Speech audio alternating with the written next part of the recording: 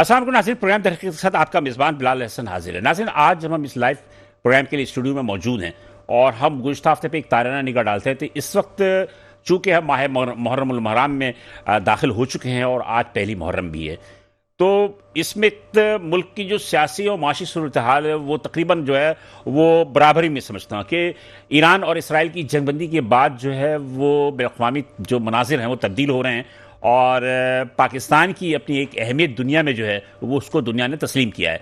अभी south Asia की जो कॉन्फ्रेंस हुई थी चीन में, उसमें भी पाकिस्तान ने अपना जो मौक़िफ़ दहशतगर्दी के हवाले से रखा था वो उसको पज़ीराई मिली और इस महाज पे भी हिंदुस्तान को शिकस्त हुई।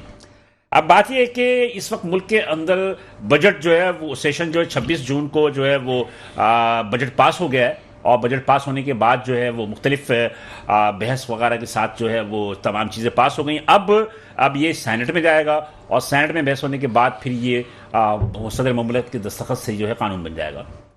गो के इस वक्त सबसे बड़ी बात जो ये है कि जो federation of Pakistan chamber of commerce and industry ने FBR के 37AA के हवाले से जो एक उन्होंने तहफ़्फ़ुज़ात का इजहार किया था, उस पर ख़ास तौर पर अदालत ने जो है उसकी रिलीफ दे दी और अदालत ने रिलीफ दिया है और जो 37AA का जो मामला था उसको उन्होंने सस्पेंड कर दिया है। और इसके अलावा उन्होंने कहा है कि अगर कोई भी टैक्स का मामला आता है तो उसके लिए बाकायदा तौर पर तहकीक होगी और तहकीक करने के बाद जो उसके बाद जो है वो पॉइंट टू पॉइंट जो भी है सज़ा देनी है या जो भी सिलसिला होना है, यानी कि जो ताजरों पर एक FBR को SHO की तहत जो नाफिज कर दिया गया था उसका खात्मा हो गया है।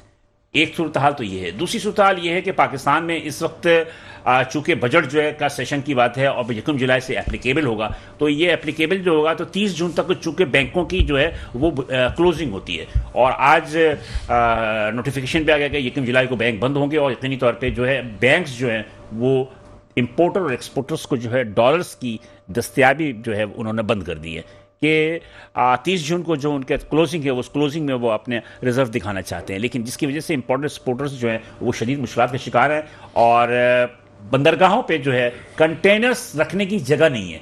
यानी कि इतने ज़्यादा कंटेनर्स आ चुके हैं कि वो पोर्ट पे कि वहाँ से जो है वो उसके क्लियरेंस के लिए जो है वो जो पार्टियाँ जाती हैं तो उनके लिए पास डॉलर नहीं होते कि वो अपनी फीसें अदा कर सकें, जिसकी वजह से उनका एहतजाज भी है और उन्होंने स्टेट बैंक को ख़त भी लिखा है। गो के इस्लामाबाद तक ये बात पहुँच चुकी है, लेकिन हुकूमत अमूमन जो है वो ऐसे मामलों पे खामोश रहती है, इसलिए कि उसे भी पता है कि 30 जून तक बैंक को अपने तमाम की तमाम जो रिजर्व्स हैं उनको जाहिर करने के लिए आप सिर्फ ताजिर और सनतकार के नहीं बल्कि जो भी पेमेंट्स होती हैं उसको वो मुंजमद कर देते हैं। लेकिन बहरहाल ये इशू तो चल रहा है अपनी जगह। इसके अलावा हमारे SMEs हैं, स्मॉल मीडियम एंटरप्रेन्योर्स, वो एक जानिब जो है वो FBR से तो परेशान है ही हैं और उनके कवानीन से तो परेशान अपनी जगह हैं, लेकिन वो एक एहतजाज भी कर रहे हैं कि आजकल पूरे पाकिस्तान में तो वैसे जो मतरूका अमलाक होती हैं जो कि हिंदुस्तान और पाकिस्तान की तकसीम के बाद जो हिंदू यहाँ से छोड़ के गए थे और मुसलमानों ने उस पर को वो हैंड ओवर किया गया था, लेकिन अब उसके हवाले से जो है थोड़ी सी कंट्रोवर्सी पैदा हो रही है और वो कंट्रोवर्सी जो है उस कंट्रोवर्सी की वजह से जो है कुछ हमारे ताजिर जो है वो एहतजाज भी कर रहे हैं और एहतजाज के साथ साथ वो ये मुतालबा भी कर रहे हैं कि मतरूका वक्फ बोर्ड जो है उसके एडमिनिस्ट्रेटर की जानिब जो है वो थोड़ा सा उनकी उंगली उठा रहे हैं कि वो करप्शन में मुलव्वस हैं। लेकिन बहरहाल सूरत हाल क्या है हम इस प्रोग्राम में देखेंगे और मजमूई तौर पर हम देखेंगे कि Karachi chamber of commerce, federation of chamber of commerce industry, PCCI और हमारे SMEs जो हैं उनके अपने क्या तहफ़्फ़ुज़ात हैं बजट के हवाले से भी और करंट सिचुएशन के हवाले से। तो आज प्रोग्राम को शुरू करने से कबल मैं अपने मेहमानों से आपका तारुफ करवा दूँ, उसके बाद हम मज़ीद आगे बढ़ते हैं। तो आज हमारे पहले मेहमान हैं जनाब अतीक मीर साहब। अतीक मीर साहब जो हैं वो सदर और कराची ताजिर इत्तेहाद के और एक काफ़ी सीनियर और बहुत ही जहादीदा जो है वो मैं समझता हूँ कि ताजिरों के लीडर हैं और आज हमारे साथ वो मौजूद हैं। थैंक यू अतीक मीर साहब। बहुत शुक्रिया।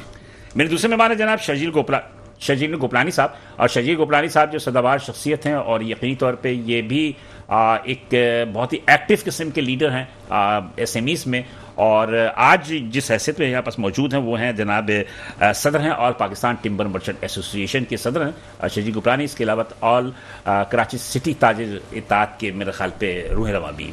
थैंक यू शर्जील साहब। बहुत बहुत शुक्रिया बिलाल भाई।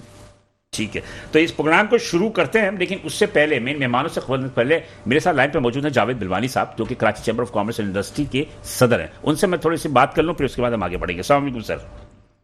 अस्सलाम वालेकुम जावेद बिलवानी साहब, मेरी आवाज सही आ रही है? आपको सुन सकते हैं? जी जी बोले। आपकी आवाज स्लो आ रही है, थोड़ा जी जी बिलाल भाई, मुझे आवाज अब सही आ रही है? हाँ, आप सही आ रही है जी। जावेद बिलवानी साहब, 2 दिन कबल हमने देखा कि जनाब आप लोगों ने पूरे कराची शहर के अंदर जो है वो बैनर्स लगा दिए हैं अपने मुतालबात के हक में, तो वो मुतालबात क्या है? जी, ये 37A के लिए लगाए थे, 37AA के लिए। और 37AA जो आपने कहा कि सुप्रीम कोर्ट ने ऑर्डर किया और सुप्रीम कोर्ट ने कहा है कि वो नहीं हो सकता। ठीक है, कोर्ट जो है वो कोई भी लॉ बनता है उसकी इंटरप्रिटेशन करता है। अगर लॉ नया बन जाए तो उसकी इंटरप्रिटेशन डिफरेंट होगी। तभी इन्होंने 37A जो ओरिजिनल था ना उसमें चेंजिंग तो की है, मगर उसमें चेंजिंग ये की है कि अब असिस्टेंट कमिश्नर जो है वो अरेस्ट कर सकता है और असिस्टेंट कमिश्नर जो है उसकी इंक्वायरी करेगा, 3 महीने के अंदर वो करेगा। मगर आज भी जो कानून है ये असिस्टेंट कमिश्नर को पावर दिए हैं। आप नॉर्मली अगर पुराने केसेस उठाए हैं FBI के, जी जी, तो 100 केस अगर वो बनाते थे किसी टैक्स पेयर के अगेंस्ट, 100 टैक्स पेयर्स के अगेंस्ट, तो उसमें से 99 केस जो है टैक्स पेयर्स के फेवर में फैसले आते थे, चाहे एजुडिकेशन में हो, चाहे हाई कोर्ट गए हो, चाहे किसी भी कोर्ट गए हो। ठीक है, इसका मतलब ये है कि 99% केस उनके जो है वो गलत बनते थे। ठीक है। अब जो लोग 99% केस गलत बनाते थे, ये तारीख है, ये पिछले आप 10-20 साल की तारीख देख लो, उसके अंदर यही रिजल्ट होगा। तो आप 99% जो लोग केस गलत बनाते थे ताजिर बिरादरी के ऊपर, उनको आप पावर दे रहे हो अरेस्ट करने की, उनको आप पावर दे रहे हो अकाउंट सीज करने की, उनको आप पावर दे रहे हो कि उसके अकाउंट से पैसे ले जाने के। फिर बाद में पता चला कि उसने केस गलत बनाया है, तो ताजिर तो तबाह हो गया, उसकी इज्जत भी खत्म हो गई, उसका कारोबार भी बंद हो गया। और वैसी टैक्स नेट में पाकिस्तान में लोग कम है। बिल्कुल तो सही। टैक्स नेट को में लोगों को लाने के लिए आप इज्जत दोगे टैक्स पेयर्स को, तो नए लोग आएंगे, वरना तो टैक्स नेट में लोग कहाँ से आएंगे? और टैक्स नेट में लोगों को लाने के लिए एक इन्फोर्समेंट डिपार्टमेंट होता है। इन्फोर्समेंट डिपार्टमेंट तो कोई काम ही नहीं करता।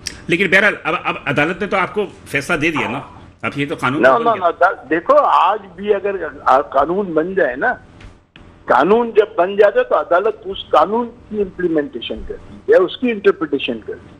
अदालत का काम थोड़ी कानून बनाना, कानून तो पुराने कानून पर अदालत कह रही है, नया कानून जो बनेगा तो उस हिसाब से अदालत काम करेगी। और दूसरा EFS के मुतालिक भी आप लोगों के कुछ तहफ़्फ़ुज़ात थे, उसके हवाले से क्या हुआ?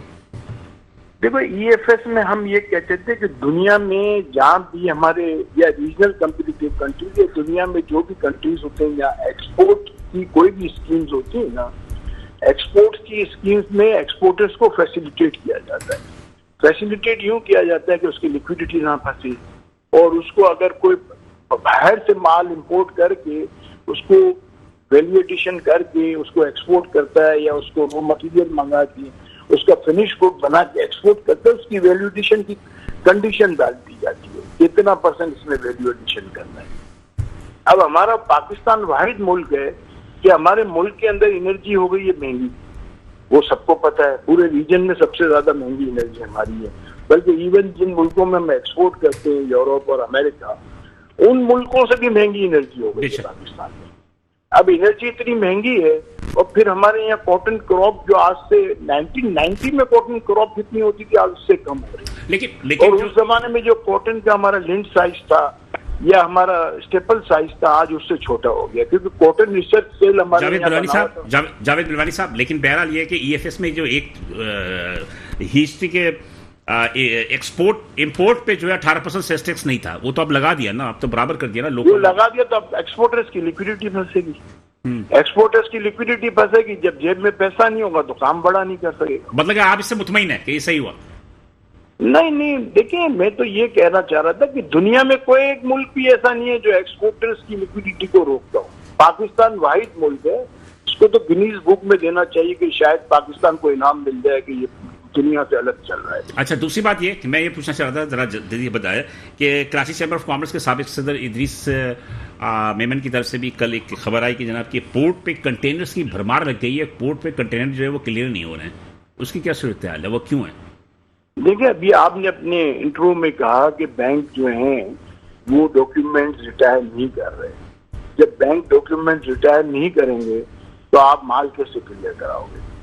आप खुद ही अभी कह रहे थे ना। देखिए, पाकिस्तान के अंदर तो ये चीजें कॉमन है। तो ये हर साल होता है या टैक्स क्यों ले रहे हैं एक्सपोर्टर से जब वापस ही देना है? ये हर बरस तो का यही हाल है? ये हर साल का यही हाल है कि इस साल में कुछ ज्यादा मसला है? नहीं, ये तो जब से आप मुझे 3 साल से जब से पीटीआई गवर्नमेंट को हटाया गया था उसके बाद से कंटिन्यू ये मामला चला आ रहा है। जब तो बहुत ही बुरा हाल था शुरू में, तो कि बिल्कुल ही लोग परेशान थे और लोगों के कंटेनर पड़े रहे ऑटो पे, डैमेज लगे, उनको डिटेंशन चार्ज लगे। अभी क्या सूरत हाल हुई? कोई मसला हल हुआ?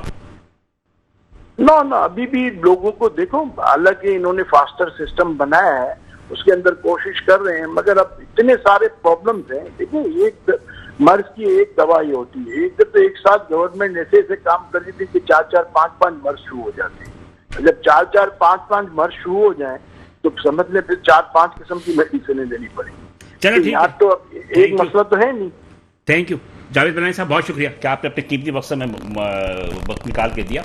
और नेचुरली जो अभी 2-3 कबल जो है कराची चैम्बर ऑफ कॉमर्स की जानिब से मुख्तलिफ इलाकों में जो है बैनर्स लगी थी, उस हवाले से हमने गुफ्तगू की, और पोर्ट पे जो स्टक हुआ है माल उसके हवाले से। बहरहाल मैं मेहमानों की तरफ चलता हूँ और मेरे ख्याल में अतीक मीर की तरफ चलते हैं। अतीक मीर साहब, बड़े एहतजाज कर रहे हैं आप लोग यार, कभी सुकून से भी तो बैठ जाया करें ना। कभी एफआईआर के खिलाफ, तो कभी बिजली के खिलाफ, कभी पानी के खिलाफ, अब मतरूका वक्फ अमलाक के खिलाफ आप एहतजाज कर रहे हैं। देखिए, चारों तरफ बेसुकूनी की कैफियत है और कोई भी इदारा सुकून देने को तैयार नहीं है, चाहे वो बिजली का इदारा हो, टैक्सेशन का इदारा हो, मतरूका वक्फ अमलाक हो। आप देखें, कोई किसी की भी समत, किसी की डगर दुरुस्त नहीं है। सही कह रहे हैं। तो क्या किया जाए? फिर कोई सुनता भी नहीं है। जिन लोगों से हम दादो फरियाद करते हैं वो तो और कामों में मसरूफ हैं, अवाम की तरफ उनकी तवज्जो नहीं है। तो फिर एक बच्चा क्या करेगा? रोएगा, चिल्लाएगा? नहीं, चिल्लाएगा तो सही, लेकिन बात तो ये कि ये मतरूका वक्फ अमलाक का मसला क्या हुआ? देखिए, ये पॉइंट करके बताइए। हाँ, बड़ी बदकिस्मत की बात है कि जब हिंदू जो तकसीम छोड़ के गए और मुसलमान वापस आए तो उन्हें इन जायदादों में बसाया गया। अच्छा, बदकिस्मती से उन जायदादों की निगरानी के लिए एक इदारा इवैक्यूएटर्स प्रॉपर्टी बोर्ड कायम किया गया, जिसके कवानीन थे वेलफेयर, यानी जो भी वो आमदनी होगी वो इन जायदादों की बहबूद के लिए इस्तेमाल करेगा। लेकिन हुआ ये कि वो अब कमर्शियल बेस पे आ गया। आज ये सूरत हाल है कि जितनी करप्शन इस इदारे में है शायद ही किस इदारे में हो। अब इसमें जब भी कोई बददियानत अफसर आता है वो किराएदारों के लिए एक शामत अमाल लेकर आता है। जैसे अभी एक एडमिनिस्ट्रेटर को, यानी आप हैरत करेंगे कि स्टेनोग्राफर्स की पोस्ट से उसे एडमिनिस्ट्रेटर बनाया गया, 6 माह के लिए कराची भेजा गया।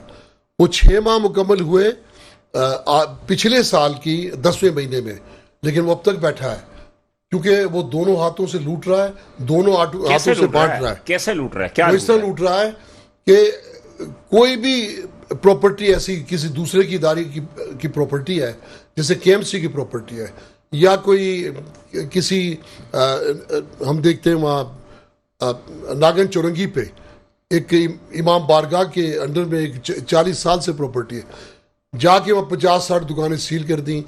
इसी तरह दीगर ये कि आप हमारे किराएदार बने, दीगर सूरत में नहीं, मेरी बात समझ में नहीं आ रही। मेरे ख्याल में प्राइम का महदूद होता है, आप समझाने की कोशिश करें ना।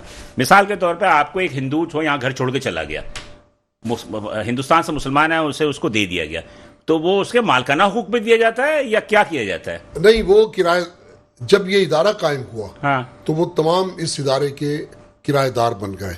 ठीक है, ओके। वो सारी प्रॉपर्टी जो है जो हिंदू छोड़ के गए थे जी, वो हुकूमत की प्रॉपर्टी हो गई, हुकूमत की वफाकी हो गई, उसने उनको दे दिया किराए पे। बिल्कुल। तो 47-48 से यही चल रहा है जी हाँ, उसके बाद यही चल रहा है। तो अब क्या ये इदारा चूंकि काफी देर के बाद कायम हुआ, लेकिन जब ये कायम हुआ तो इसने ऐसे ऐसे कवानीन बनाए, चेंज ऑफ टेनेंसी में रिश्वत, कहीं कोई टूट फूट है, किसी को रिपेयर करवाना है, रिनोवेशन करवाना है, हमने तो ये भी सुना ना हर काम में रिश्वत। मीर साहब के आप लोगों ने जो मतलब कि जो दुकानदारों ने लिया है वो बहुत ही नॉमिनल किस्म का किराया अदा करते हैं, जबकि एक आजकल की जो मार्केट वैल्यू उसके हवाले से तो किराया भी कम होता है। फिर उसके बाद सुना ये कि वो आपने लिया, आपने उसको ट्रांसफ़र कर दिया, उसने उसको ट्रांसफ़र कर दिया, ये भी मसला तो है। देखिए ये ट्रांसफ़र तो नहीं हो सकती दुकान वो किराए नहीं, ट्रांसफर तो होती है ना ये, लेकिन होता ये है, देखिए ये पगड़ी एक नाम चलता है पुराना, ये प्रॉपर्टीज भी अंडरस्टूड है कि पगड़ी पे है, गुडविल पर है, ये इदारा भी जानता है। ये सबब है कि अगर आप अपनी किराएदारी मुझे फरोख्त करते हैं तो आपके किराए में 30% इजाफा करने के बाद 60 माह के बराबर आपको फीस देनी है। रिश्वत उसके अलावा है। कितने किराया है? मुख्तलिफ किराए हैं। मसलन 1000 भी है, 5000 रुपये कम नहीं है। 10 तो प्रॉपर्टी के ऊपर डिपेंड करता है ना। नहीं, जैसे आराम बाग का है, आराम बाग की प्रॉपर्टी है ली मार्केट। जी, आराम बाग में 5000, आराम बाग है या ली मार्केट है। ली मार्केट में चले जाए, 10,000, आप ली मार्केट पे चले जाए तो वहां पर 1000-2000 रुपए में किराए में दुकानें मिल जाती हैं। नहीं, ये वो इलाके मिसाल के तौर पे एक टूट फूट पुरानी बस्तियां हैं, जैसे पान मंडी में एक मंदिर है, उसमें लोग रहते हैं, वो 1500-2000। पान मंदिर को आप टूट फूट की बातें कर रहे हैं। टूट फूट में मेरे ख्याल में वो दुकानें भी करोड़ों रुपए की हैं, जो टूट फूट मैं वाली उन भी। घरों की बात कर रहा हूँ, इसमें घर भी शामिल है। हाँ, घर भी शामिल है, मुझे अंदाजा है सारी चीजें। लेकिन देखिए एक बात है, आप किराए में इंक्रीजमेंट का एक तरीका कार है, शरह के हिसाब से आप बढ़ा लें। चले, मैं जरा बात करूं, मैं जरा शजील जी आपसे फिर उसके बाद मैं मजीद आपकी तरफ भी आता हूं। शजील साहब, क्या हो गया, मसला क्या हुआ? सारी चीजें वापस तो हो गई ना, अदालत ने वापस कर दी सारी चीजें। बिल्कुल, और अगर आप इसका फैसला पढ़ें सुप्रीम कोर्ट के चीफ जस्टिस का, तो बड़ी वाज़ेह तौर पर देखिए, अभी जो जावेद बिलवानी साहब कह रहे थे कि कानून बन जाता है, कानून बन जाता नहीं, उन्होंने कल तशरीह की है आइन की। आइन पाकिस्तान जो है वो कहीं भी किसी इदारे को ये पावर नहीं देता कि वही मनसिब बने और वही जो है हर चीज़ का फैसला करें। खास तौर पर उन्होंने क्लियर कहा है कि I&I को किसी किस्म का कोई पावर नहीं दिया जा सकता कि वो पहले तो वो बनाए मुल्जिम, फिर इसके बाद वही जो है उसको मुजरिम बनाए और वही इसको कैद करें। बाकी दिया हुआ है ना कि एफबीआर का मुजरिमाना कार्रवाई का इख्तियार गैर मुअस्सर करार दिया जाता है। बिल्कुल 101%, और ये कानून बन भी नहीं सकता। आईन पाकिस्तान की रूह से जो कल जो कानून जो उन्होंने डेफिनेशन दी है चीफ जस्टिस ऑफ पाकिस्तान ने, उसके हिसाब से ये किसी हालत में भी कानून बन ही नहीं सकता, क्योंकि ये मुनाफी होगा आपके आईन, या आईन पाकिस्तान चेंज करें तो मतलब खत्म हो गया ना अब ये बिल्कुल खत्म हो गया। 37AA वो खत्म हो चुका है, और इस पे अब कोई भी ऐसी शिक नहीं रहेगी कि जिसको हम ये समझें कि ये गिरफ्तार करने के कोई इख्तियारात एफबीआर के पास मौजूद है, क्योंकि सुप्रीम कोर्ट से ऊपर तो कोई अदालत है भी नहीं ना इस मुल्क में। तो इंशाल्लाह ये मामला तकरीबन आप देखिए 26 अब वो तो बजट तो पास हो गया, बजट पास हो गया, अब सेनेट में गया है, तो मतलब ये है कि अब ये बिल्कुल ही इसका मामला बिल्कुल क्लियर है, इसमें कोई भी अभाम नहीं है। और अगर कोई अभाम होगा तो इंशाल्लाह फिर ये सड़कें होंगी और फिर हम होंगे, इसमें कोई बात नहीं है। तो देखें एक बात है, आज चैम्बर इसलिए होता है, आज हमारा तो मुकद्दर ये सी नहीं, यहाँ मसला ये है ना जो अभी आप देखें जो ये मसला हुआ है स्टेट बैंक का। आज आपको मैं मजे की बात बताऊं, आज एक बैंक के हेड को मेरी कॉल आई कि सर वो हमने तमाम डॉक्यूमेंट क्लियर कर दिए। हमने आज बताया कि 12 डॉक्यूमेंट अभी हैं। बोला सर आधे घंटे में आपको 5 बजे से पहले जितने डॉक्यूमेंट रुके हुए थे तमाम के तमाम रिटायर्ड कर दिए गए। और मैंने अभी वो स्टेट बैंक के जो है गवर्नर को अभी लेटर लिखा है, वो मैं आपको शेयर कर देता हूँ कि बिल्कुल ये काम हो गया। इसमें जिन जिन लोगों ने काम किया उनके नाम भी मैंने स्टेट बैंक में, कुछ हमारा भी किरदार है आपका, बिल्कुल मीडिया का किरदार तो देखें इसमें। खबर देने के बाद हमने इस्लामाबाद तक उसको अप्रोच किया था। बिल्कुल देखिए बात ये, हमें आज तक जो सपोर्ट है ना इस मुल्क के अंदर, इदरीस मेमन साबिक सदर कराची चैम्बर ऑफ कॉमर्स, उनका भी परसों मेरे पास टिकट्स आए थे कि वो भी कह रहे थे कि अब कंटेनर रखने की जगह नहीं है। देखिए बात यह है कि चैम्बर सोता रहता है, अगर चैम्बर वक्त से पहले जाग जाया करे, जिस तरह अभी इस दफा ये बात कर रहे हैं कि तलवार डायरेक्ट इनको हिट कर रही है ना, क्योंकि अरेस्ट वारंट इस दफा आप देखें सेल टैक्स के जो लोग पकड़े गए बड़े, वो सारे इंडस्ट्रियलिस्ट हैं, उनके इश्यूज थे सारे। तो इसलिए जो चैम्बर थोड़ा आगे, अगर ये वक्त से पहले आ जाए तो ये मसाइल नहीं हो। ये भी हमें उतरना पड़ा, स्टेट बैंक को हमने अप्रोच करना पड़ा, मीडिया ने हमें थोड़ा सपोर्ट किया, ये ऊपर तक गई, और आज अल्हम्दुलिल्लाह टिम्बर मार्केट के तमाम डॉक्यूमेंट निकल गए। आज मेरे को कोयटा से भी मुझे आज मैसेजेस आए हैं, मैं कोयटा सर्किल रोड्स के जो है ब्रांचेज हैं उनके बारे में भी कल मैं अप्रोच कर रहा हूँ गवर्नर साहब को, स्टेट बैंक के गवर्नर साहब को, और इंशाल्लाह हमें उम्मीद है कि एक आध दिन में हो जाए। अच्छा होता क्या है, जब डॉलर शूट होना शुरू होता है ना, ये डॉक्यूमेंट रोकते हैं, बैंक डॉलर लेके अपने पास। किस बात का शूट हो रहा है? 17 अरब डॉलर के आपके जरिए मुबादला है इस वक्त मुल्क के अंदर। यही तो सोचने की बात है। और मजे की बात यह है कि अभी जो आज हमारे पास जो आया था कल जो जरिए मुबादले के वो भी है कि तकरीबन 3,600 मिलियन डॉलर मजीद इजाफा हो गया है। देखिए परसों तक की रिपोर्ट के हिसाब से 11.72 बिलियन जो है 11.72 बिलियन जो है वो आपका स्टेट बैंक के पास रिजर्व पड़ा हुआ है, और 5.28 बिलियन जो है कमर्शियल बैंक के पास, कमर्शियल बैंक के पास। ठीक है, डॉलर की कोई शॉर्टेज नहीं है। अच्छा फिर 82 से 84.7 पे बैंक रेट गया क्यों? हाँ 85 पे चला गया। 85 पे ओपन मार्केट 85 जा रहा है। नहीं, ओपन मार्केट में तो 85 में भी अवेलेबल नहीं है लेकिन हमारे पास जो आ रही है 85 और बैंक जो 83 है। बेसिकली ओपन मार्केट में भी इस वक्त जो है डॉलर आपको 90 पे ट्रेड हो रहा है। जी 90 पे ट्रेड हो रहा है, और टीटी जो है आपकी ओपन मार्केट से 95 पे लग रही है। 295 पे चली गई ये कहानी, बल्कि आज का रेट तो 297 है। तो मीडिया को खबरें जो है गलत देते हैं। ऑफिशियल मेरे पास रेट आता है ना, उस रेट के हिसाब से मैं बात कर रहा हूँ। देखिए वो रेट तो बस अभी ये रेट सरकारी तौर पे जो चीज इजरा होती है वो फेक होती है, ज्यादातर हम देख रहे हैं। मैं तो स्टॉक मार्केट को भी फेक ही समझता हूँ, इसलिए कि मेरे साथ बहुत लंबी बहस है ये। आपकी बात से मैं 100% मुत्तफिक हूँ, लेकिन बड़ी लंबी बहस है ये, बड़ी लंबी बहस है ये। बात मैंने आरिफ हबीब से भी पूछी थी। मैंने जो सेक्रेटरी है आपके ब्रोकर्स एसोसिएशन के CEO बिलाल, उनसे भी मैंने पूछा था। बहरहाल ये बात होता है कि हमारे यहाँ जो सरकारी जो रेट आते हैं, ये सरकारी जो भी हमें रिजल्ट दिया जाता है और उसका मार्केट के रेट से बहुत ही फर्क। देखिए बिलाल भाई ये सारी बात मैं यहाँ पे एक छोटा ब्रेक सप्लाई और डिमांड की मैं थोड़ा ब्रेक लूंगा, एक छोटा सा मुझे ब्रेक लेना। ब्रेक के बाद दोबारा हाजिर होते हैं, तो मजीद गुफ्तगू से जारी रखेंगे। साथ रहिए। वेलकम बैक नाज़रीन, प्रोग्राम देखने में हम दोबारा हाजिर हैं। और वक्त में जाने से कल जो है हमारे मेहमान अतीक मीर साहब और शजील गोपलानी साहब ने अपनी गुफ्तगू की। चूंकि मतलब ये कि बहुत सारे वेरियस मसाइल हैं कराची शहर के, तो हम थोड़ा करके हम चाह रहे हैं कि वो तमाम चीज़ें जो इस पर कवर हो जाए। फिर जावेद बिलवानी साहब ने बात की हमसे। जावेद बिलवानी साहब ने भी मतलब कि अब मुतमईन नज़र आ रहे हैं कि जनाब अदालत की जानिब से जो है वो तमाम चीज़ें जो है वो ख़त्म कर दी गई हैं, ख़ास तौर पर 37AA जिसमें कि APR को थानेदार बनाया गया था। लेकिन बहरहाल गुफ्तगू अभी हम वाक़िफ़ आया। तो मेरे साथ जूम पे मौजूद है जनाब साकिब फैयाज मंगू साहब, जो कि सीनियर प्रेसिडेंट हैं FPCCI, federation of Pakistan chamber of commerce and industry. जनाब साकिब फैयाज साहब, साकिब साहब मेरी आवाज आ रही है आपको? सुन सकते हैं मुझे? जी आ रही है, जी आवाज आ रही है। बहुत शुक्रिया कि आपने मुझे थोड़ा सा टाइम दिया। चक्कर ये कि टू दी पॉइंट बात कर लीजिएगा, ताकि हम वक्त की भी थोड़ी कमी है। मुझे ये बता दीजिए कि अदालत ने ये कानून बना दिया कि APR का जो 37AA पे आप लोगों की बड़ी मतलब ये कि वो थी तहफुजात थे, वो तो खत्म हो गया, अब क्या करेंगे? जी देखें, इसमें कोर्ट जो है वो बिल्कुल कोई भी अगर बेसिक ह्यूमन राइट्स के खिलाफ कोई भी कानून बनेगा तो कोर्ट जो है वो उसके मुखालफत में ही फैसला करता है, और वो उन्होंने उसके मुखालफत में फैसला दे दिया।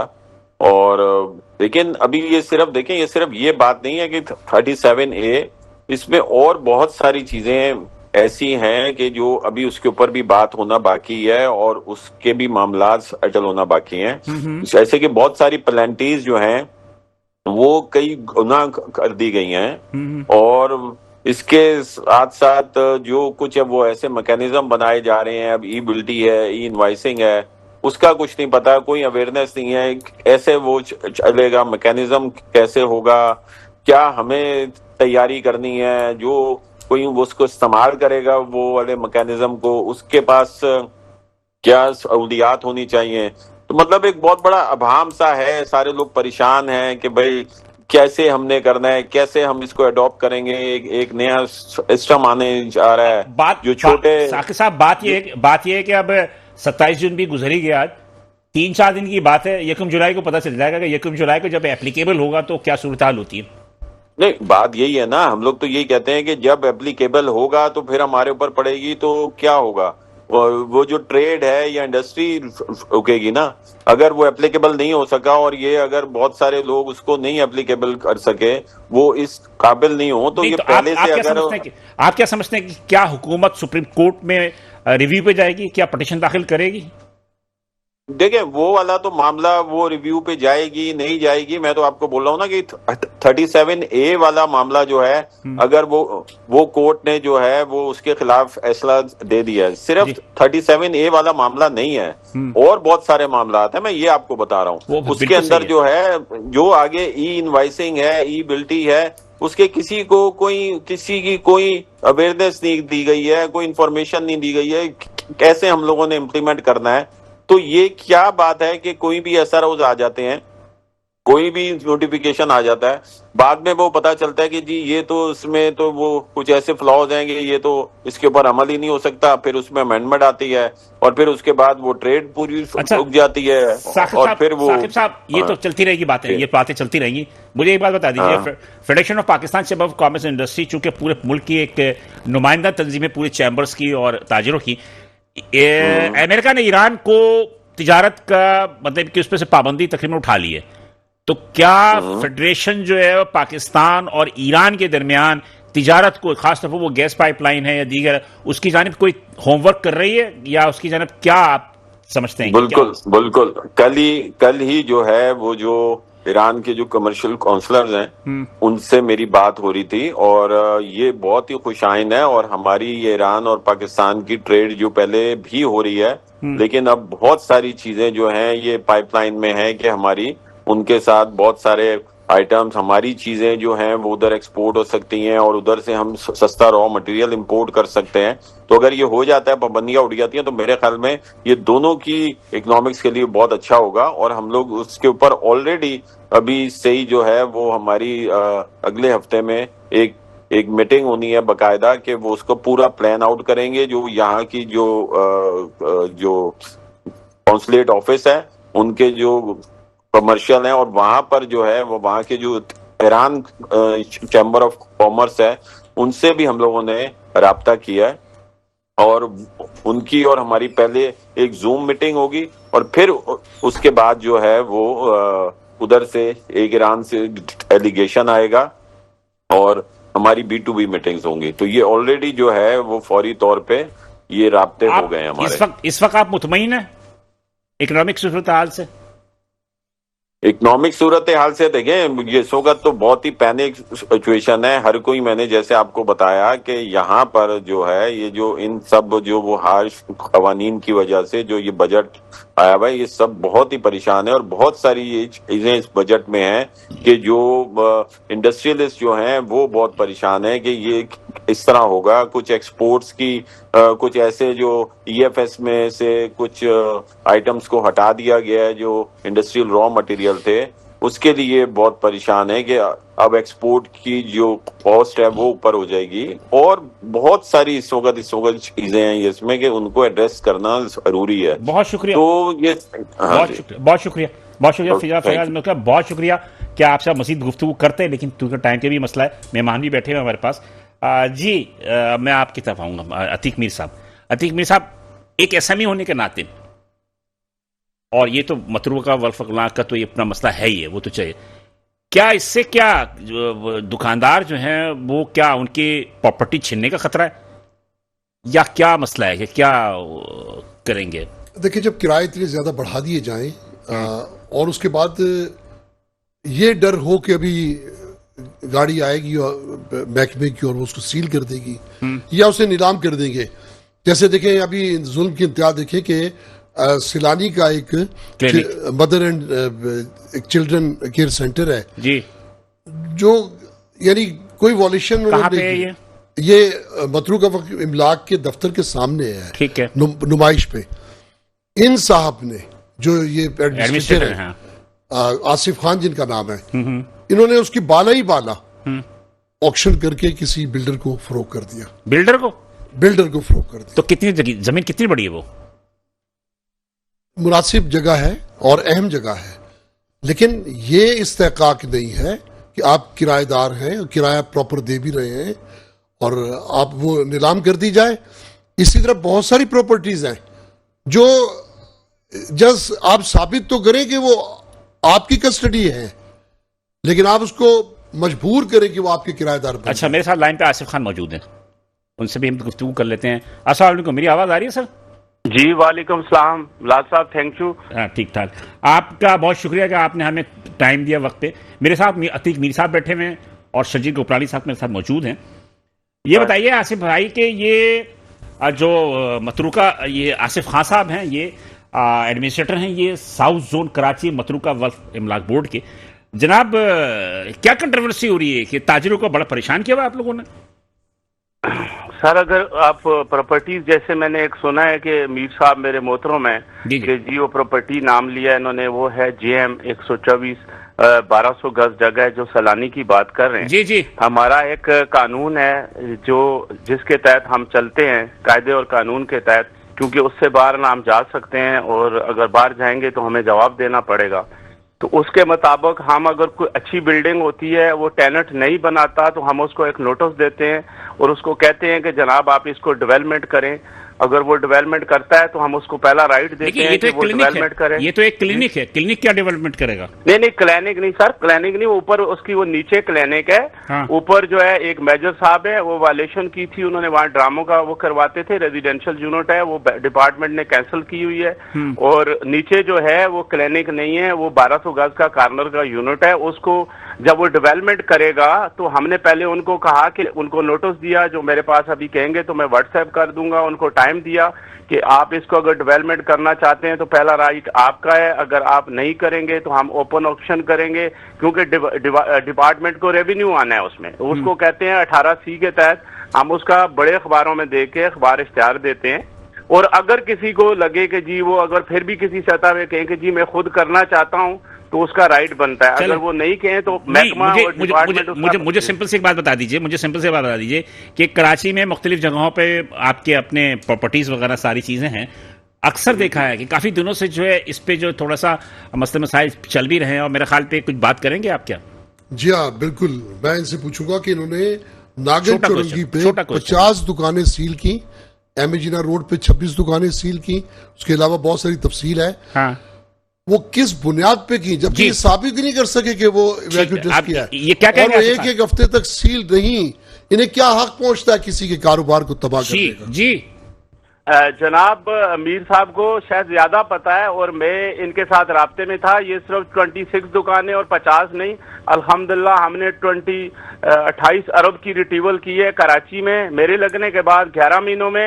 और इसी क्योंकि जब सुप्रीम कोर्ट में ये इश्यूज आया था कि वैक्यू ट्रस्ट की प्रॉपर्टियों और रेलवे की प्रॉपर्टियों पे नाजायज जो कब्जे हैं, लोग पेमेंट नहीं करते, ये लंबी बात होगी इंशाल्लाह आगे अगले नहीं आसिफ साहब देखे, ये कोई सुने ना, ये कोई कोर्ट नहीं है, कोर्ट नहीं। मुझे सिर्फ इतना बता दीजिए टू दी पॉइंट बात कि उसको सील जो आपने किया तो वो सील करने से पहले क्या नोटिस दिए उनको आपने? सर सील करने से पहले हमारा प्रोसीजर है और उसका 25 का नोटिस होता है कि जी आपके पास कोई पेपर है, ये प्रॉपर्टी वैक्यू ट्रस्ट की मालकियत है, और हमारे साथ इस सील करने में और जितने भी पूरे पाकिस्तान में इसकी कार्रवाई हो रही है, और चीफ सेक्रेटरी साहब डॉक्टर शुएब सडल साहब और सबके नॉलेज में होता है। FIA हमारे साथ अटैच इसीलिए की गई है कि लोग जो है इसी तरह हमें प्रेशराइज करते हैं ताकि हम अपना काम ना कर सके। और ये जो 26 दुकानें सील हुई हैं, मुझे अभी पता चला है, मैं तो उधर था, मेरे कजन की चाचाजाद भाई था, जी, मुझे पता चला कि मुझे शहीद हो गए, ये दुकानें डीसील कर ली हैं। और बगैर, क्योंकि जब भी कोई काम अगर हम गलत काम करेंगे तो ज़ाहिर है हम कोई फाइनल अथॉरिटी तो नहीं है, लोग हाई कोर्ट जाएंगे, हमें वहाँ जवाब देना पड़ता है। लेकिन मीर साहब ने ये दुकानें मुझे आज पता चला कि FIA में भी और ISI में भी तफ्तीश चल रही है। हमने बहुत सारे एविडेंस जमा कर लिए हैं, जिनसे पैसे मांगे गए वो सामने आ जाएंगे। चल जब आप एविडेंस देंगे बिल्कुल सही है। जी शाजी साहब कुछ पूछेंगे? मुझे कोई इशू नहीं है, ठीक है, अगर हमने कोई गलत काम किया है तो उसके लिए हम हाजिर हैं। लेकिन मीर साहब हाई कोर्ट से भी बड़े हैं, इन्होंने मुझे पता चला है कि दुकानें खुद डीसील करवा के और मार्केट ओपन करवा दी, रसीद मार्केट ओपन करा दी अपना मीर साहब ने। नहीं मतलब ये अतीक मीर साहब ने सील तोड़ दिया? सील तो जो मुझे आज पता चला, और मीर साहब बैठे हैं, ये बेहतर बता सकते हैं, क्या इनसे पूछ लें। इन्होंने 26 शॉप जो है वो जब आपकी प्रॉपर्टी ही नहीं है तो आप किस बुनियाद पे उसको चले, जब हमारी प्रॉपर्टी नहीं है तो वो फिर मैं और आप अथॉरिटी, तो मीर साहब आप अथॉरिटी तो नहीं है, फिर वो हाई कोर्ट जाते हैं। आसिफ भाई वो ही कह रहे हैं कि आपकी प्रॉपर्टी नहीं है तो आपके पास तो कोई प्रूफ होगा ना? सर हमारे पास प्रूफ है, हमने नोटिस दे के अगर सील किया है FIA के साथ, अगर उसका एक प्रोसीजर है, हमने कोई पहली प्रॉपर्टी तो नहीं सील की, वो अथॉरिटी के पास जाएंगे, हाई कोर्ट जाएंगे, हमें वहां खड़ा होना पड़ेगा कि भाई ये प्रॉपर्टी आपने क्यों सील की है। यहाँ तो वो नोटिस ही नहीं आई। मीर साहब ने सर ये प्रॉपर्टी नंबर है। जी आसिफ साहब, शर्जील गोपलानी टिमर मार्केट सदर हूँ। ये FIA के बाद हम भी गए थे, लेकिन ये कि अल्हम्दुलिल्लाह हमें कुछ चीजें पता थी, हमारी भी मार्केट में प्रॉपर्टी के ऊपर आप लोग आए थे कि ये प्रॉपर्टी हमारी है, और हमारे पास उसकी केएमसी की लीजें हुई थी, और फिर हमने ये एफआईए को जो है तो इस वजह से वो काम आपका रुक गया। देखें, आप लोग जो काम कर रहे हैं ना इस शहर में, इस शहर को, कराची को हर बंदा नोचने के लिए और खाने के लिए वो बाहर से आके यहाँ लग जाता है। ये आपके अब्बा की प्रॉपर्टी नहीं है, ये जो हिंदू छोड़ के गए थे, ये तमाम की तमाम प्रॉपर्टी जो महाजिर इंडिया से आए हैं उनको तकसीम होनी थी। ये तो आप लोगों ने सिर्फ कराची को अपने बाप का माल समझा हुआ है, और आप यहाँ आके लोगों के साथ बहुत ज्यादती कर रहे हैं। आसिफ खान साहब ये बताइए, आसिफ खान ये ये बताइए, ये सिर्फ मेरा ख्याल है कि आप कुछ ज्यादा जो है बोल रहे हैं। बिल्कुल बोलना चाहिए हमें, खुदा की कसम ये कराची वाले बोलते नहीं है, तो आप लोगों जो है कराची वाले ज्यादती करते हैं। होना ये चाहिए पाकिस्तान की रूल से गवर्नमेंट ऑफ पाकिस्तान। आसिफ साहब ये बताइए कि ये मतरूका वक्फ का जो है मसला, ये सिर्फ कराची का है या पूरे पाकिस्तान का है? सर पूरे पाकिस्तान का है, और ये जो अभी तो कुछ भी नहीं, अभी रीअसेसमेंट होनी है, उसमें आपके सामने बहुत सारी चीजें आएंगी, क्योंकि लोगों को मसला ये है, इसी प्रेशर ही इसलिए दिया जाता है कि ये जो रीअसेसमेंट पहले भी रुकी थी किसी वजह से, जो 2006 में हुई थी, अब अल्हम्दुलिल्लाह हमारे एहसान खोखर साहब जो लीगल एडवाइजर हैं वो सुप्रीम कोर्ट से डिसीजन हो गया और उसके नोटिस इशू हो गए हैं। अभी तो बहुत सारी चीजें होनी है, बाकी अल्लाह मालिक है। चलो ठीक है, इंशाल्लाह कभी आपका दिन है, कभी हमारा भी दिन है। चलो ठीक है, थैंक यू सर। दिन नहीं मेरी, और आप भी यही होंगे, हम भी यही होंगे। एक दफा कराची को सिर्फ उठने दे, फिर लगते हमें भी पता चलेगा कि क्या करते हैं। चलो ठीक है, थैंक यू आसिफ खान साहब, बहुत शुक्रिया कि आपने हमें टाइम दिया। आसिफ खान साहब थे ये एडमिनिस्ट्रेटिव साउथ जोन के मतरूका वल्फ अमलाक पोर्ट सिंध के, तो ये जो मसला चल रहा है जी, कुछ कहेंगे शजीद साहब? आप कुछ कह रहे थे जी। देखिए, हवा की ट्रस्ट बेसिकली जो है, ये मतरूका जो प्रॉपर्टीज हैं, ये कस्टोडियन है, ट्रस्ट है, ये ट्रस्ट है। ट्रस्ट का काम लोगों को फैसिलिटेट करना होता है, लोगों का ख्याल करना होता है, और प्रॉपर्टीज का ख्याल। इसमें देखें, बहुत सी प्रॉपर्टीज, तीसरी जनरेशन आ गई है, चौथी जनरेशन आ गई है। कराची की गलती क्या हो गई इन लोगों से कि जब वहां से या तो आए उस वक्त इन्होंने अपने डॉक्यूमेंट नहीं, बहुत से लोगों ने तो डॉक्यूमेंट बना लिए। आप केएमसी के ऊपर फुटपाथ केएमसी लीजें करके दे रही है। मगर मुझे 2 मिनट दे दें।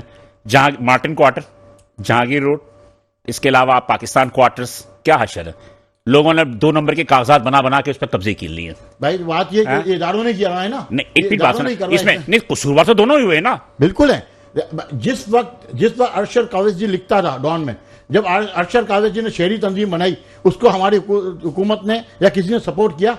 आज आपके जो बड़े साहब हैं उनके ऊपर क्या केस नहीं? अरशद कावेज जी ने क्या नहीं किया? इस शहर को अगर पढ़ना हो और देखना हो तो अरशद कावेज जी ने सिर्फ और सिर्फ इलीगल कंस्ट्रक्शन के खिलाफ उन्होंने कार्रवाई की, जिसपे के एसबीसी, उसमें केबीसी थी, केबीसी की वो मतलब कि एक कमेटी बनी थी, उसके वो सरबराह बने। और रही बात यह कि कावेज जी की ज्यादातर काम जो थे मतरूका वक्फ की तरफ से नहीं थे, वो इनलीगल कंस्ट्रक्शन के खिलाफ थे। मतरूका वक्फ की प्रॉपर्टी आज भी 100% कंडीशन में मौजूद है। मैं आप दोनों से बात करूं ना, ये जो मार्टिन क्वार्टर है, जहांगीर रोड है, पाकिस्तान क्वार्टर है, इसके अलावा बहुत सारी गवर्नमेंट की प्रॉपर्टी है। ये फेडरल गवर्नमेंट की प्रॉपर्टी, फेडरल की गवर्नमेंट है। आप मुझे बताइए कि किसी भी प्रॉपर्टी है, फेडरल गवर्नमेंट ने, जो फेडरल प्रॉपर्टी की गवर्नमेंट है, इस पे लोगों ने क्या किया? कब्जे नहीं किया भाई, गलत हुआ। वो तो मुलाजिम किसके? ली मार्केट की मार्केट पे कब्जा हुआ नहीं हुआ? दुकानों पे कब्जा किन्होंने किया? सर जी आप मुझे बताएं, आपकी दुकान दी गई, मुझे दुकान दी गई, उसका किराया आप दे रहे 1000 रुपए, 2000 रुपए, ये लीगल है? अजय मुशर्रफ ने कानून पास किया था, लीगल है ये? काबिज के खिलाफ आप एक्शन लें, लेकिन आप जो लोग आपको किराया नहीं काबिज से, देखिए मीर साहब, आप उसको जाके नहीं मीर साहब देखिए एक बार, गलतियां हमेशा जो है वो 2 तरफ की होती है। एक ही आदमी गलत नहीं होता, उसमें कुछ हम लोग भी गलत हैं, उसमें सारे अदारे गलत नहीं है, कुछ हम लोग भी गलत हैं। रिश्वत की पेशकश हम खुद करते हैं।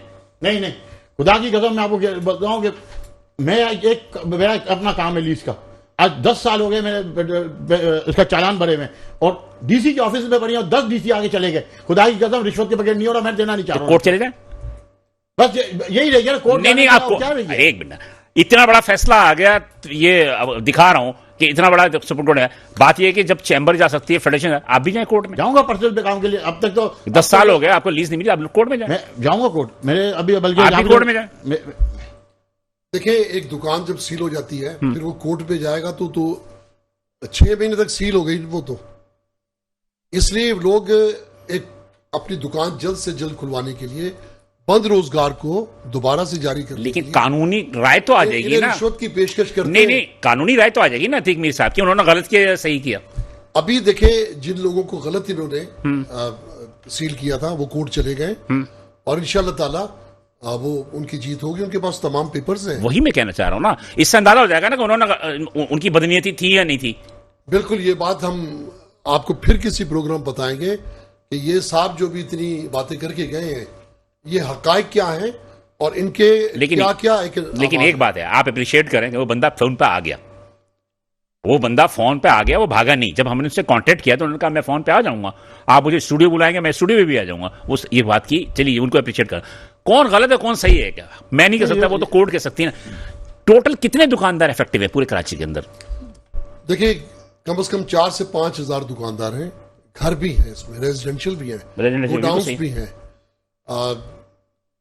लेकिन सारे सूबाई हुकूमतों के अंडर में ही है, वफाक का कोई नहीं है। ये तमाम ये वफाकी इदारा है और वफाक के अंडर पे नहीं, जो प्रॉपर्टीज हैं, प्रॉपर्टीज वफाक की है। वफाक की, जी, जी। ठीक है। अभी वो कह रहे थे ना कि मॉडर्न क्वार्टर वगैरह वफाक की, तो वफाक की ही सारी वफाक चीजें की है ना। हाँ। अच्छा, मॉडर्न क्वार्टर, चले टाइम खत्म हो रहा है, मुझे सिर्फ सिंपल से बता दीजिए कि शजील साहब के मौजूदा करंट सिचुएशन की क्या सूरत है और एक्सपेक्टेशन क्या कर रहे हैं आप? देखिए, इस वक्त सिचुएशन बहुत वर्स्ट है और आगे अच्छा कब होगा? अच्छा तो जब कोई अच्छा बंदा आएगा तो अच्छा होगा, वरना अब तक तो मुशर्रफ के टाइम पे आपकी 7.8 7.9 पे जीडीपी चली गई। एपीआर के चेयरमैन लगवा दें आपको? नहीं, एपीआर के चेयरमैन लगने मेरा क्या काम है?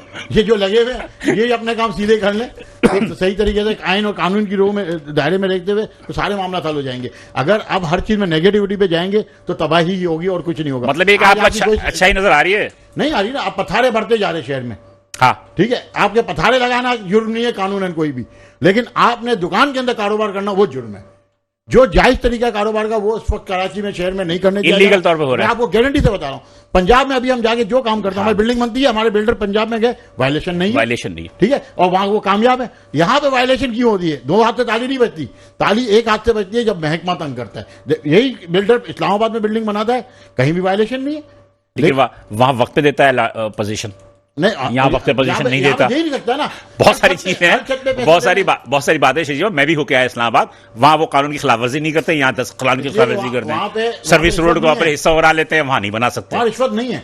चले जल्दी से मत मिलते 2 मैं समझता हूँ कि इस वक्त जिस गंभीर मामला है, हर इदारे में इस्लाह की जरूरत है, और स्टेक होल्डर्स जब चेंबर फेडरेशन जैसे इदारे एहतजाज पे आ जाए तो हुकूमत को ये जरूर सोचना चाहिए कि मामला बहुत ज्यादा खराब है। इस वक्त मुकालमे की जरूरत है, बैठ के हल निकालने की जरूरत है, और मुल्क मजीद पीछे जा सकता है अगर हुकूमत ने संजीदा कोई इकदाम ना किए। ठीक है, थैंक यू, बहुत शुक्रिया दोनों हज़रात का। बात यह है कि ये एक बहुत ही गंभीर मसले हैं और यकीनी तौर पे हमारे पॉलिसी मेकर्स को इस हवाले की तवज्जो देनी चाहिए, और ताजिर हमारा अगर मुस्तरब रहेगा तो यकीनी तौर पर हमें मईशत भी मुस्तरब रहेगी।